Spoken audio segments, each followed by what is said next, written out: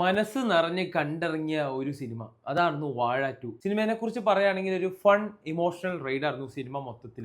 2.25 മണിക്കൂർ ഡ്യൂറേഷൻ ഉള്ള ഈ സിനിമ ഏകദേശം ഒരു 2 മണിക്കൂറിൽ തീർന്നു പോയ ഒരു ഫീലായിരുന്നു. വേഗം തീർന്നു പോയ ഒരു ഫീലായിരുന്നു. ആ പടത്തിന്റെ ഒഴുക്ക് അതുപോലെയാണ്. ആ ഒഴുക്കിൽ നമ്മൾ അങ്ങോട്ട് പോകും. പിന്നെ ഈ വാഴ 1 വെച്ച് കമ്പയർ ചെയ്യുമ്പോൾ എനിക്ക് പേഴ്സണലി വാഴ 2 ആണ് കുറച്ചുകൂടി ഇഷ്ടപ്പെട്ടത്. ഈ സിനിമ ഭയങ്കര റിലേറ്റബിൾ സ്റ്റഫാണ്. ഈ വാഴ 1 എങ്ങനെയാണോ നമുക്ക് റിലേറ്റബിൾ ആയത്, അതുപോലെ തന്നെ വാഴ 2 നമ്മുടെ ആ +2 കാലഘട്ടം നമ്മളുണ്ടാക്കിയ അടികൾ, അങ്ങനെ ഏറെ കുറേ റിലേറ്റബിൾ കാര്യങ്ങൾ, നമുക്ക് ആ സമയത്തുണ്ടായ പ്രണയം, അങ്ങനെ നീണ്ടു കിടക്കുന്ന ഭയങ്കര റിലേറ്റബിൾ ആയിട്ടുള്ള സ്റ്റഫാണ്.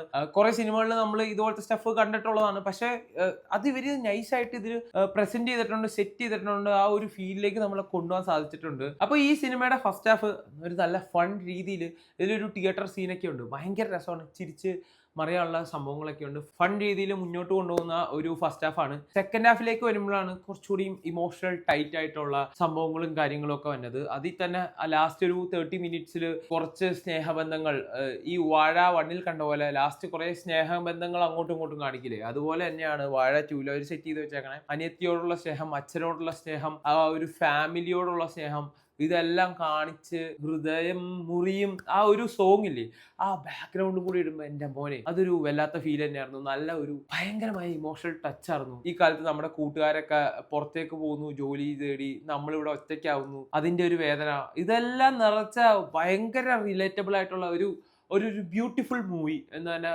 പറയാം ഈ സിനിമയെ കുറിച്ച്. നമ്മുടെ ഹാഷിറും പിള്ളേരും നല്ല കിഡിലനായിട്ട് ഇതിൽ ചെയ്തും വെച്ചിട്ടുണ്ട്. അപ്പൊ കൂടുതലൊന്നും ഞാൻ പറയുന്നില്ല, നല്ലൊരു കിഡിലൻ മൂവി എക്സ്പീരിയൻസ് ആയിരുന്നു ഇത് കണ്ടതിനപ്പോൾ എനിക്ക് കിട്ടിയത്. അപ്പൊ നിങ്ങൾ സിനിമ ഉണ്ടാവുകയാണെങ്കിൽ അഭിപ്രായം ഒന്ന് കമന്റ് ചെയ്യാട്ടോ.